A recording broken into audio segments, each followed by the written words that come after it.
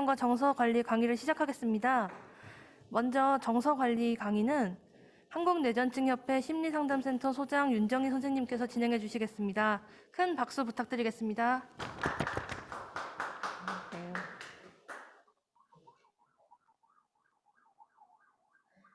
시작하면 되나요?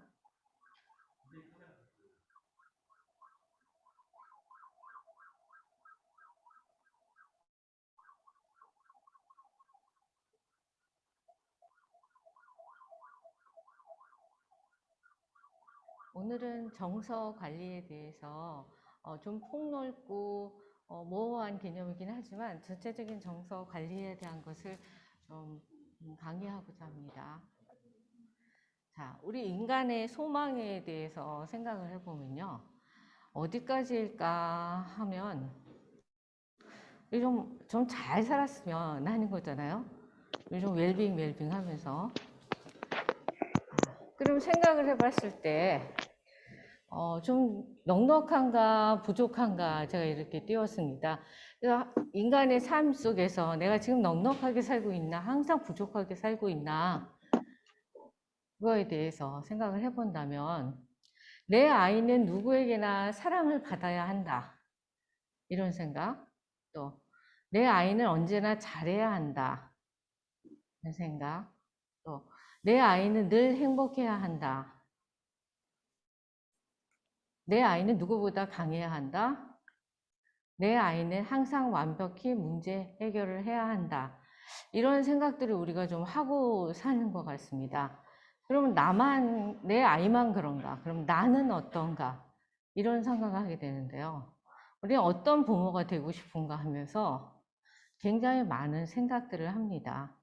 강하고 완벽하고 똑똑하며 씩씩하고 또 행복하고 싶고 또 부드러운 부모가 되고 싶으면서도 따뜻하고 또 건강한 부모가 되고 싶어서 이 중에 다 갖고 싶은 게 우리의 욕망이고 또한 굉장히 자유롭고 싶어 합니다. 부모인 나는 너무 지치고 화날 때가 많습니다. 요즘 코로나다 여러 대내외적인 사건, 사고들의 연속 속에서 살아갈 때 나는 왜 이렇게 살고 있을까 해서 지치고 화가 날 때가 되게 많습니다. 남 탓을 할 때가 많아지고요. 또 정답 찾기를 할 때가 되게 많다고 봅니다. 즐거움과 여유가 사라졌다고 생각할 때가 되게 많고요. 일상이 힘들 때가 있다고 느끼는 거죠. 이거는 누구나 다 갖고 있는 얘기입니다. 우리가 처해져 있는 환경만 나만 그렇다는 게 아니라 모든 사람이 그런 속에서 살지만 우리가 느끼는 건 나의 무게가 가장 크다는 거죠. 그럼 우리들은 무엇이 필요하냐? 휴식과 자유가 필요하죠. 이런 굉장히 힘든 상황 속에 놓여 있을 때 내가 좀 에너지를 어디서 얻어야 할까? 우리한테 되게 많이 휴식이 필요하죠. 잠이라는 거는 다른 에너지를 굉장히 보충해 줍니다.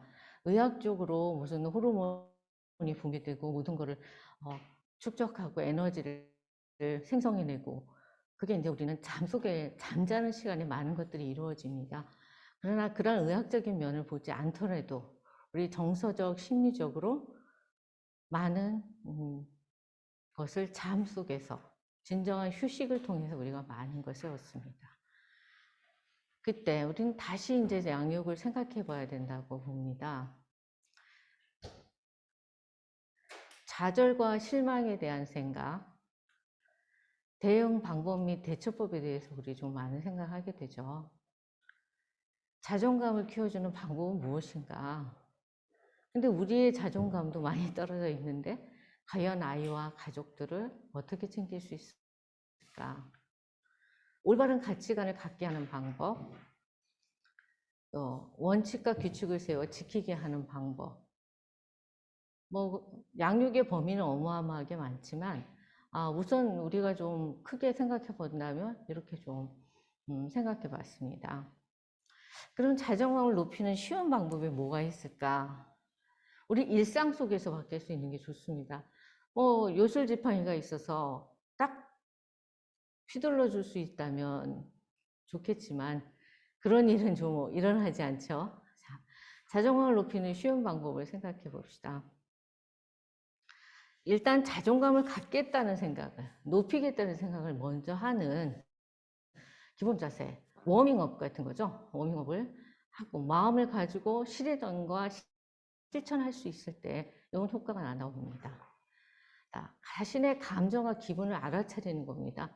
제가 어떤지를 알아야 어떻게 생활할 수 있는지, 어떻게 이끌어 나갈 수 있는지를 알게 되는 거죠. 그리고 타인이 기분이 어떤지를 알아야 내가 대처할 수 있고, 내가 이거를 지금 해낼 수 있는지 그런 것 또한 알게 됩니다. 자기 자신과 타인을 용서하라. 다 내 탓이야. 내가 뭐 잘못해서 이렇게 됐을 거야. 아니면 누군가가 이렇게 해서 이 상황을 만들었을 거야. 하는 거기서 벗어나서 용서하라는 거죠. 자신을 지지하고, 아, 나 잘했어. 이 정도면 훌륭히 해낸 거야. 아, 지금 어려운 상황 누구나 겪는 코로나구나. 우리가 잘 대처하기 위해서 면역성을 키우고 잘 지내야겠다. 그런 사람하고 같이 어울려야겠다. 긍정적인 사람한테 긍정 에너지를 받아야겠다. 행복한 일을 찾고 많이 웃어야겠다. 이런 거죠. 매일 한 가지씩 즐거운 활동을 준비하고 그거를 실행하는 거죠. 그래서 내가 아이처럼 인형놀이를 하고 싶다면 인형놀이를 할 수 있는 용기, 또 내가 뭔가 새로운 레시피를 만들고 싶다? 그럼 도전해 보는 거. 또 아이들처럼 아이 때 못 해본 것처럼 시내가 나가서 땀 뻘뻘 흘리고 놀아보는 거, 모래놀이 쌓기 해보는 거, 이런 것들. 또 나는 운동할 때 굉장히 행복하다. 그러면 달리기 운동을 하는 거고요. 아이들처럼 뛰놀 수 있는 그런 용기. 그런 것들이 자존감을 높이는 가장 쉬운 방법이고 또한 엄청난 용기이고 힘입니다. 또 작은 목표를 세워 쉽게 성공하기. 우리는 엄청나게 거대한 목표를 세우면 가는 길에 너무 지칩니다. 아, 내가 한 개의 문제를 풀어야지. 그럼 한 개 정도는 쉽게 합니다. 그러나 두 개, 세 개, 네 개, 다섯 개, 오래 앉아있기 어렵습니다. 재밌는 게임만 몰두하는 친구들도 화장실 가고 싶으면 일어나야 되는데 재미없고 너무 힘든 거대한 목표에 짓눌려서는 오래 앉아있을 수 없습니다. 간단한 거, 재밌는 거, 작은 거. 단추구멍 한 개 끼기는 할 수 있지만 수천 개의 단추 구멍을 끼운다는 것은 굉장히 어렵습니다. 하나의 목표, 아, 난 단추를 잘 낄 수 있어. 아니, 이런 작은 목표를 실행하는 것이 자존감을 높이는 방법 중에 가장 쉬운 것 중에 하나죠. 그리고 자신도 할 수 있다는 유능감을 믿어야 됩니다. 난 할 수 있어. 그거는 뭐 많이 배운 사람들이, 아니면 다른 거 공부한 사람, 다른 나라 사람들이, 아니면 남자가, 아니면 여자가, 아이가, 어른이, 뭐 이렇게 규정할 필요 없습니다. 나도 할 수 있다는 거. 그런 유능감을 믿어야 합니다. 이렇게 한 7가지를 우리가 했을 때 자존감은 어느새 한 계단 한 계단씩 올라감과 동시에 기초를 단단하게 다지기 때문에 절대 지하실로 빠지지 않습니다. 양육은 첫 번째로 오늘 할 수 있는 일을 하는 것에 대해서 얘기하겠습니다. 어려운 일을 하는 게 아니라 스스로 칭찬하기. 아, 나 오늘 일찍 일어나서 참 부지런한 사람이구나. 아, 나 힘들었는데 이거 다 드러냈어. 이런 아주 작은 거. 그리고 칭찬할 게 없다? 찾으시면 됩니다. 냉장고 정리도 나만큼 잘하는 사람 없어. 아이들 책상 정리. 책도 잘 꼽았네, 제 거지에. 우리 남편은 일하지 않아도, 말하지 않아도 쓰레기를 버려주네. 이렇게 칭찬거리를 찾으셔야 됩니다. 만약에 없죠? 그러면 아이를 불러. 아이야, 이것 좀 도와줘. 야, 이것 좀 해줘. 하면서 해주면, 아, 고마워. 네가 해서 너무 행복해. 네가 도와주니까 나는 참 좋다. 이렇게 칭찬거리를 만드시면 됩니다. 자, 자녀와 대화하기. 여기서 이제 참 우리가 조금 문제점 같죠. 예전에 뭐 저는 좀 옛날 사람이라 속담 이런 거, 격언 이런 거 많이 듣고 자란 세대인데 말 한마디로 천냥빚을 갚는다 그런 말들도 했습니다. 저는 그게 참 별로 와닿지 않았어요, 어린 시절에는. 근데 어른이 돼서 또 자녀를 키우면서 살고 또 우리 친구들을 만나고 많은 친구들, 사람들을 만나다 보니까 정말 대화가 중요하더라고요. 아, 들어주고 맞장구 치기. 완전 편 들어주는 것 같은 거죠. 아, 그랬구나. 맞아, 맞아. 너 되게 속상했겠다. 그냥 굉장한 얘기입니다. 상대방한테 엄청난 힘을 실어주게 되거든요. 기분이 엄청 좋아집니다. 그런데 그 속을 넘어서 안에 진정으로 원하는 걸 알아주는 거죠. 뒤에 보면 이제 제가 예를 들어 드릴 겁니다. 비판과 설교 금지. 사실 이거 너무너무 잘하는 겁니다. 그렇죠? 남하고 비교하면서 잘했다 못했다. 그 기준이 뭔지, 그렇죠? 기준은 내가 하고 싶은 거를 상대방한테 얘기하는 거예요. 그러면 상대방은 기분이 나빠집니다.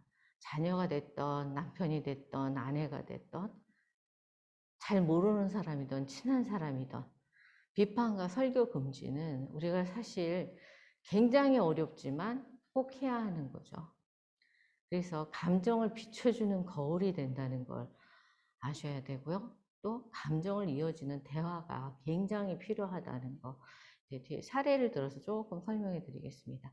칭찬하기의 사례로 도움이 되는 얘기를 좀 하자면요. 이게 이제 부모가 주로 하는 얘기죠. 자동차를 닦아줘서 고마워. 새 차 같은데? 이런 표현을 쓰면 아이는 어떤 마음이 들까요? 자, 긍정적인 결론을 갖게 되는 건 당연하죠. 내가 일을 참 잘한 거야. 내가 한 일을 인정받았어. 너무 기분이 좋은 거죠. 근데 이런 데서 우리는 조금 한 걸음 더 나아가서 좋은 엄마, 좋은 아빠, 훌륭한 부모들은 아, 너 정말 천사구나. 잘 닦아줘서. 너 너무 착한 아이구나. 이런 말들을 할 때가 있습니다. 근데 그거는 그 아이가 자동차를 닦는데 힘들고 하기 싫었을 수도 있거든요. 그 마음을 넘어서도 너는 항상 착해야 되고 항상 천사여야 된다는 어떤 틀을 씌워주기 때문에 그런 거를 지적해 준다기보다 행동, 행위에 대한 칭찬만 해야 되고 내 기분을 전달해야 됩니다. 닦아줘서 고맙고 새 차 같아서 너무 좋다. 아이의 유능성을 인정해 주는 겁니다. 어떤 기준을 잡아서 거기에 매이지 않게 해줘야 된다는 걸 우리가 꼭 기억해야 되죠. 두 번째 사례를 보면요. 네. 자, 내가 그림 엽서, 내가 준 그림 엽서 참 좋더라. 아주 예쁘고 멋지던데? 그랬을 때 아이가 느끼는 감정은요. 아, 난 참 좋은 취미를 가졌나 봐. 내가 잘 골랐어. 자기의 선택을 믿게 되는 거죠. 세 번째로 보면요. 너의 시는 내 마음을 말해주는 듯 했어. 조금 그렇긴 하죠. 그러나 요즘 아이들이 시를 안 쓰는 것 같지만 우리 친구들이 입 밖에 내놓는 소리는 그들의 시일 수도 있습니다. 시대가 바뀌었기 때문이죠. 그들이 쓰는 언어를 봤을 때는 시와 같을 수 있습니다. 아이들의 결론은 내가 시를 쓸 수 있다니 기뻐. 우리는 걔네를 평가하기 위해서 있는 게 부모가 아닙니다. 그래서 아이가 자기가 가진 능력을 개발해낼 수 있도록 칭찬하는 거죠. 다음 사례를 보면요. 돈을 더 거슬러 주었다는 사실을 알려줘서 고마워. 정말 고맙게 생각하고 있어. 이런 말을 하면 아이들은 아, 정직한 행동을 한 자신을 되게 기쁘게 생각합니다. 그래서 너는 이때 또 우리가 너는 참 착하구나. 참 정직한 사람이야. 세상에서 너만큼 정직한 사람은 없을 거야. 이렇게 나가게 되면 그거는 과해지는 겁니다. 그 아이가 살다 보면 우리가 주운 거를 남한테 돌려주지 않고 갖고 싶을 때도 있는데, 그때 나는 이걸 가지면 굉장한 죄책감을 갖게 됩니다. 그래서 잘한 행동에 대한 칭찬에서 멈췄을 때 칭찬을 받기 위한 그 행동이 강화되는 게 중요하지, 틀에 얽매여 있는 거는 아이가 죄책감을 가질 수 있습니다. 그래서 그거는 좋은 칭찬 방법은 아니죠. 행동, 행위, 감정에 대한 거. 나의 감정을 전달해야 됩니다. 정말 고맙게 생각하고 있어. 이거죠. 자, 다른 양육으로 또 넘어가 보면 우린 책임감 있는 아이를 키우고 싶습니다. 우리는 가끔 부부간에도 화를 내고 싸울 때 왜 책임감 없는 행동을 하냐. 당신이 아내로서, 남편으로서, 아빠로서, 엄마로서 이런 얘기들을 참 많이 합니다. 그럼 이 책임감을 어떻게 키워줘야 할 것인가 했을 때요. 책임감은 출생 시부터 가지고 있는 것은 아닙니다. 그래서 우리는 이거를 가르쳐야 되고 경험해야 되고 배우고 또한 익숙해서 자기 거가 되게 해야 되죠. 그래서 아이가 선택을 할 수 있게 도와야 되고, 선택을 못할 때는 이것이 선택하면 좋은 점인 거를 알려줘야 됩니다, 부모가. 그리고 그거를 받아들이고 도와주는 거죠. 받아들일 수 있도록 그걸 해주는 게 부모의 책임이 되는 거죠. 그래서 상황을 신중하게 제시해야 되는 거야. 아이가 선택할 수 없고 책임질 수 없는 거를 떠넘겨서는 안 됩니다. 아이의 나이 연령에 맞는 상황을 신중하게 제시해서 그때 아이가 선택할 수 있게 그때 그렇게 해야 한다는 거죠. 그래서 부모와 교사는 같은 입장에서 아이가 스스로 선택할 수 있게 하고 자기의 힘을 발휘할 수 있도록 돕는 안내자의 역할이라고 하시면 됩니다. 안내자의 역할은 모범을 보이기도 해야 합니다. 우리 어디 놀러 갔거나 여행 갔을 때 여행 안내자가 자 이렇게 하세요, 이렇게 입으세요, 이쪽 길로 가세요 이런 얘기들을 해줘. 그런 훌륭한 안내자가 있을 때 우리는 처음 해본 곳인데도 잘 따라할 수 있던 것처럼 안내자의 역할은 그런 겁니다. 그러나 우리는 완벽하지 않죠. 우리도 그때 같이 하면 됩니다. 우리도 책임감이 완벽한 사람이 아닐 수 있습니다. 성인들도. 그렇죠? 그러나 함께 노력해 간다는 것은 결코 아이들이 우리를 약하게 보거나 그렇지 않습니다. 책임감이란 그런 겁니다. 선택하고 그거를 수용하고 해결해 나가려는 노력 같은 거죠. 그러면 여기 한 6가지의 그걸 써놨는데요. 음식, 옷, 숙제, 용돈, 애완동물 돌보기, 아이의 친구 관계 이런 데서의 책임감에 대한 거를 조금 우리가 쉽게 할 수 있는 파트로 나누어서 조금 정리해 봤습니다. 자립심. 자립심은 부모의 도움 없이도 아이가 스스로 할 수 있다. 다시 말하면 홀로서기 같은 거죠. 그럼 훌륭한 부모는 어떤 마음을 가져야 되냐 하면 내가 점차 필요치 않은 존재가 되기를 하는 게 자립심을 가리키는 양육의 태도라는 기본 마음을 갖고 있는 게 굉장히 중요합니다. 아이들이 애착장애가 있어, 불안해서 분리불안 때문에 떨어지지 않으려는 아이들을 본 적이 있으실 겁니다. 실제로 경험도 해보시고. 그러나 아이보다 부모가 아이를 떼어놓지 못하는 역분리불안의 현상도 굉장히 많습니다. 우리 아이가 못할 것 같아. 내 도움이 없으면 안 될 것 같아. 아이한테 자립의 기회조차 주지 않는 부모님들도 되게 많습니다. 우리 친구들이 아무리 힘들어도 혼자 할 줄 아는 게 굉장히 많은 친구들인데 그거를 엄마라는 이유로, 아빠라는 이유로 그럴 때가 많다는 거죠. 자립심에서 안내자의 역할을 하는 거는 자녀 스스로 한 선택을 중시하고 자기 힘을 발휘하게 돕는 게 자립심을 키워주는 겁니다.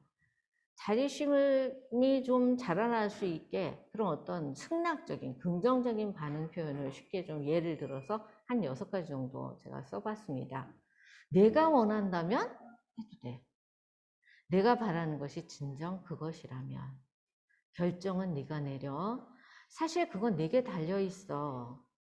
그것은 전적으로 내 선택에 달려있어. 내가 어떻게 결정을 하든 나는 다 괜찮아. 이렇게 이런 도의 말들은 아이들한테 굉장히 긍정 반응을 합니다. 그러나 모든 것을 오픈해 놓으시라는 그런 의미는 아닙니다. 아까 책임감에 대해서도 말씀드렸죠. 아이가 선택할 수 있는 범위는 약간의 한정을 두셔야 합니다. 자, 홀로서기 아까 한 것처럼. 그래서 규칙이 필요하고 규율이 필요하죠.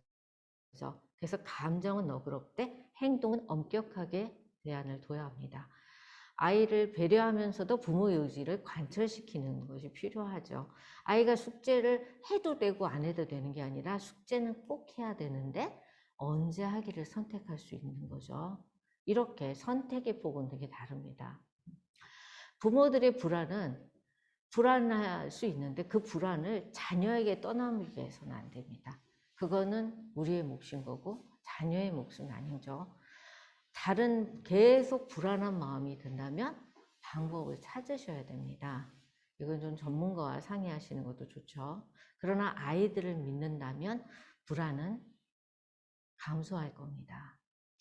규율의 세 가지 영역으로 봤을 때는요, 격려를 하거나 허락을 하거나 금지한다. 그렇죠? 격려는 잘했어, 넌 잘할 수 있을 거야. 이거 해보자. 어떤 규칙 지키기요. 허락, 네가 이거는 해도 되는 거죠. 이 범위 안에서.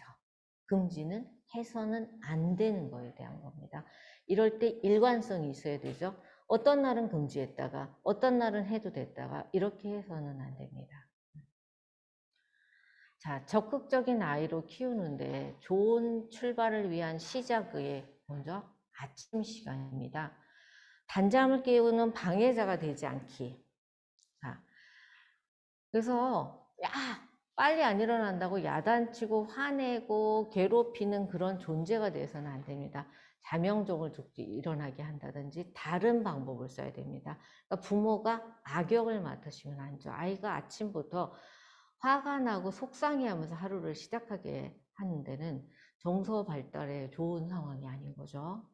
자, 건강에 대한 지나친 염려.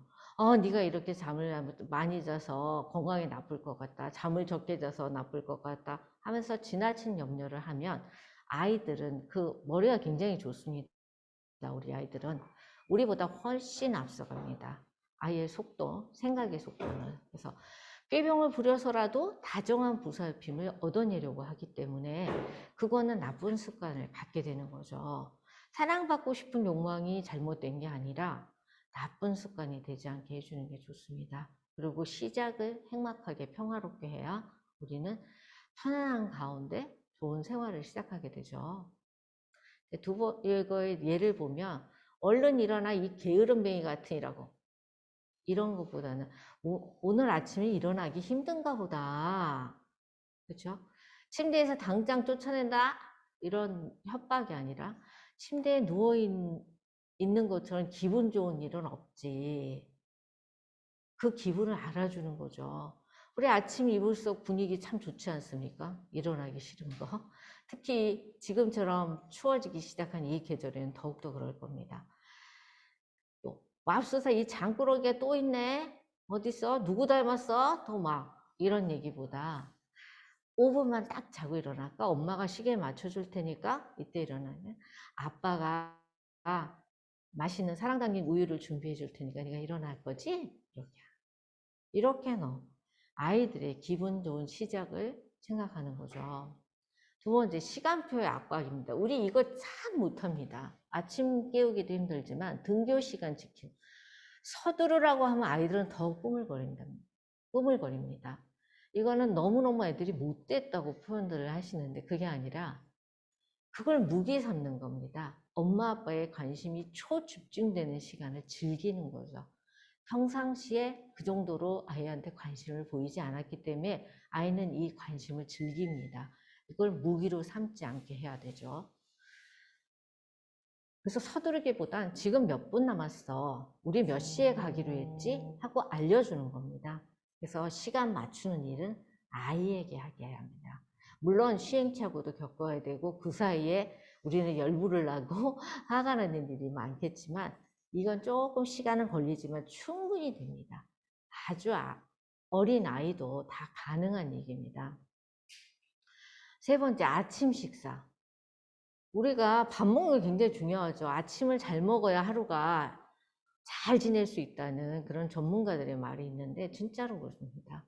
우리 아이들한테는 아침에는 특히 밥 먹이는 게 최종 목적이고 주요한 목적인데, 야, 너 그렇게 바른 자세로 앉아서 안 먹니? TV 보고 안 먹니? 핸드폰을 하고 뭐하니? 빨리 먹고 가라. 시간이 없다. 이런 철학, 도덕적 예의, 학교에 갈 때는 시간을 지켜야 된다. 뭐 이런 예의범죄를 가리키는 시간이 아닙니다. 그래서 일어나기도 싫은데 억지로 일어났는데, 학교 가기도 싫은데 가야 되는데, 이런데 이 힘든 시간, 아이한테는 굉장히 힘든 시간입니다. 우리 뭐 어른도 출근하려면 힘든 시간 일하지만, 그때 아이가 그럴 거라는 걸 알아줘. 아유, 먹기 싫고 힘들지만 잘 먹고 있구나. 엄마가 만들어줬는데, 맛은 어떤지 엄마는 정성을 기울였는데, 맛있게 먹었으면 좋겠다. 이런 장황한 얘기보다는 한 입만 먹으면 엄마 기쁘겠어. 맛이 어떤지 말해줄래? 뭐 이런 간단, 음악에 대한 비난하지 않고 음식에 대해서 재밌는 음악, 아름다운 음악 소리처럼 나눌 수 있는 간단하고 짧은 단어로 아이들과 아침 식사를 보내는 거죠. 길지 않아도 됩니다. 그러나 아이가 먹을 수 있게 하는 거. 밑에 이제 뭐 하나 썼습니다.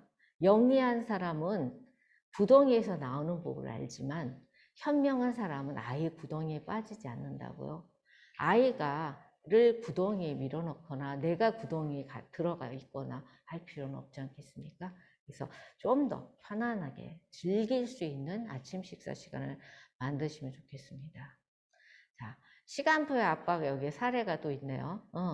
학교 갈 준비가 되었으면 출발 전까지 만화 영화를 봐도 돼 하는 이렇게 우아하고 여유 있는 부모님, 어머님이 계실지는 모르겠습니다. 근데 아이에게 긍정 기대를 주는 것도 좋죠. 근데 지킬 수 없는 약속을 하시는 건 안 됩니다.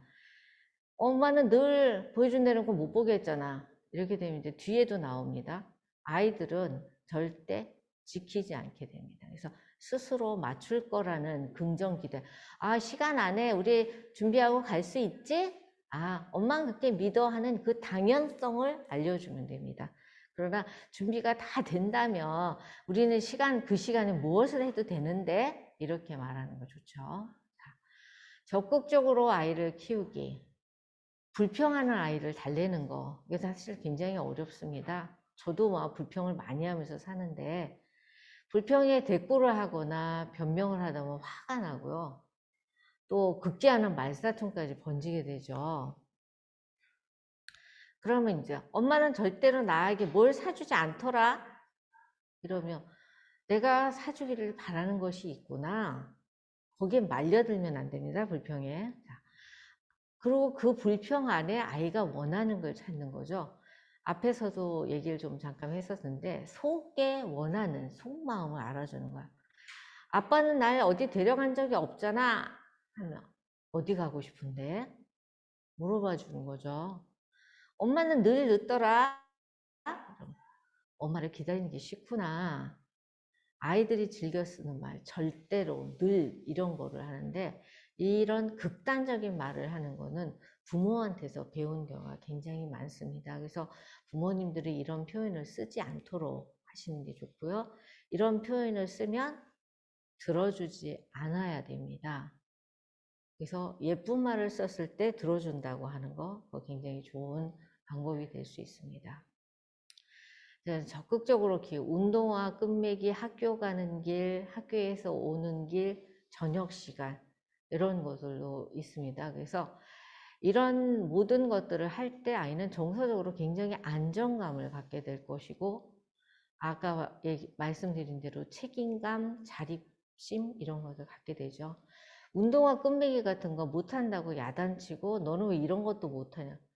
책임감, 자립심 이런 것과 연결하거나 비난을 하지 않고 그 자체를 가르쳐 주시면 됩니다.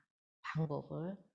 학교 가는 길에는 잔소리보다는 엄마가 가방 들어줄까? 무겁구나. 뭐 이런 이야기. 학교에서 올 때는 무조건 환영해 주는 거. 그래서 내가 학교 가는 거 오는 거가 굉장히 좋은 거구나. 이거를 아이가 알아야 그 다음에 공부로 이어집니다. 자, 잠자리에 들 시간, 부모의 특권 또한 가르치는 게 필요하죠. 이런 속에서 서로 정서적으로 안정감을 가질 때 좋은 아이가 습성을 갖게 되고 사회성을 가정에서부터 배우기 때문에 좋은 사회성을 갖게 되는 거죠. 잠자리에 들 시간에 전쟁과 평화라고 제가 표현했습니다. 부모의 잔소리가 가장 많아요. 너 빨리 자야지, 일찍 일어나지. 또 이 닦았니, 세수했니, 그게 엉터리로 닦으면 안 되지. 약은 먹었니, 입을 잘 덮고 자라. 왜 이렇게 또 지금 추워, 더워. 굉장히 할 얘기가 되게 많습니다. 그러나 자녀는 생각이 다르죠. 나 좀 더 보고 싶은데, 또 놀고 싶은데, 나는 안 피곤한데, 엄마는 안 자면서 왜 나는 자라 그래? 아빠는 늦게 들어오시면서 왜 우리는 일찍 해야 돼? 굉장히 많습니다. 그때 재밌게 만들어야 돼. 잠자리에 누웠을 때, 만약 침대에 누웠을 때, 이럴 때 아이가 엄마나 아빠랑 대화의 시간을 갖고 재밌는 시간을 간다면 아이는 그 시간을 기다립니다. 그래서 일찍 잘 수 있게. 우리 어른들도 드라마도 봐야 되고 뉴스도 봐야 하고 이야기도 나눠야 되고 할 시간이 많지만 우리는 이때는 이 시간을 즐겨야 됩니다. 서로. 아이만을 위한 시간이 아니라 우리 부모님들을 위한 시간이 될 수 있게 함께 할 때 행복해하고 즐거워합니다. 이때 아이들이 책을 보는 습관을 들인다면 나중에 공부하는 데도 도움이 될 수 있죠. 그래서 어떤 내용인지 이야기하게 한다든지 다 모든 걸 끝내고 잠자리에 들 시간에는 어른들도 멈춰야 합니다. 그래야 아이들이 그걸 받아들이죠. 아이의 변화를 시키기 위한 노력들이 있어요. 그래서 이것들은 사실 잘 아시는 내용들일 겁니다. 그래서 먼저 모범 보이는 거에 되게 중요하죠. 바람직한 부모라는 거는 함께 한다는 데 의미가 있습니다. 아이들하고. 그렇죠? 지지해주고 수용해주며 들어주고 자존감을 지켜주죠. 네가 그렇지 뭐 이런 말은 굉장히 비하하는 말이죠. 그리고 자녀를 귀찮아하지 않아야 하며 비판 간섭하지 않고 진실하게 대해야 하며 따뜻하고 애정을 갖고 마음을 알아주는 게 굉장히 중요합니다. 그래서 아이가 가진 너는 왜 이렇게 쓸데없는 거에만 관심을 갖냐? 이런 표현보다는 관심이 있을 수 있지 하고 존중해 주는 거죠. 그리고 아이가 뭘 말할 때는 아무리 바빠도 그렇구나. 엄마가 바쁘니까 좀 이따 이야기하자. 그래도 되겠지? 하면서 반응은 보여야 합니다. 또 항상 일관성을 가져야 되고 자율성과 독립성을 보장해야 됩니다. 아이가 혼자 있고 싶다. 근데 집이 넉넉지 않다면 이거 칸막이라도 해주면 상자라도 큰 상자라도 줄 수 있습니다. 아이들은 행복해합니다. 엄청난 럭셔리한 것이 필요하지 않습니다. 독립성을 보장해 준다는 건 자기만을 위한 거를 부모가 만들어 줬다는 거, 인정해 줬다는 거 굉장히 중요하죠. 아이들은 예쁜 정서를 갖게 됩니다. 부모들이 할수록 좋은 말이 있다면요, 이런 거죠. 미안해, 고마워, 사랑해, 잘했어. 내가 잘못했구나. 우리는 또 친구여. 내 생각은 어때? 물어봐 주는 거죠. 그리고 우리 처음에 생각했던 대로 열심히 살아보자. 이런 말들을 부모가 늘 할 때는 아이는 정서적으로 굉장히 편안하고 안정적이고 자기 마음을 잘 표현하는 아이가 될 수 있습니다. 긍정의 힘이 우리가 잘 알고 있죠. 우리는 난치병에 되게 힘들어 하지만 어쩌면 모든 사람들은 자기만의 가진 알려지지 않은 난치병을 앓고 있을지도 모릅니다. 우리는 이런 난치병이 있다면. 그러나 완치가 될 수 있다는 희망을 갖는 것은 굉장히 중요합니다. 그리고 실제로 우리는 이렇게 만들어가고 있습니다. 그 만들어가는 그 맨 앞자리에 선도주자의 내 자녀가 내가 될 수도 있다는 생각은 하시면 참 좋겠습니다. 그래서 우리 아이에게 찾아온 반갑지 않은 뇌전증에 잘 대처해서 삶의 주인공이 됐으면 합니다. 그래서 제가 이렇게 두서없이 많이 이런저런 이야기를 했지만 앞에서 다른 선생님들이 많은 좋은 얘기를 하셨기 때문에 저는 그냥 정서 관리에 대해서 폭넓게 얘기를 해서 좀 어수선한 감은 있었지만 우리 쉬운 일부터 하는 거죠. 아이와 같이 색칠 공부를 한다 해서 마음의 안정, 편안함, 엄마와 함께 하는 시간, 아빠와 같이 하는 시간, 이런 것도 굉장히 중요합니다. 자, 그래서 이건 뽀글이라고 우리 보통 그러죠? 뽕뽕이 이렇게 뭐 깨지지 말라고 그릇 같은 데 놓는 거 있죠? 이것만 터트리면서도 아이는 이 세상에 어느 아이보다 더 행복한 그런 시간이 되고 정서적으로 안정을 갖고 최고의 리더로서 행복하게 지낼 수 있게 됩니다. 쉬운 일을 덜 없는 일이라고 우리 생각하지 맙시다. 우리 아이는 정말 제가 어떤 거하고도 바꿀 수 없는 소중한 아이들이잖아요. 그래서 모든 일에 기뻐해주고 즐거워해주고 함께 해주며, 그래서 우리 씩씩하게 나아갈 때 우리 아이들이 어떤 면에서든 최고가 되기 우리가 바라는 거죠. 그러나 최고가 완벽한 것은 아닙니다. 행복하게 지낼 수 있게 함께하는, 건강하게 함께하는, 몸도 마음도 안 아픈 아이와 부모님이 되셨으면 합니다. 그래서 감사합니다. 이것으로 마치겠습니다.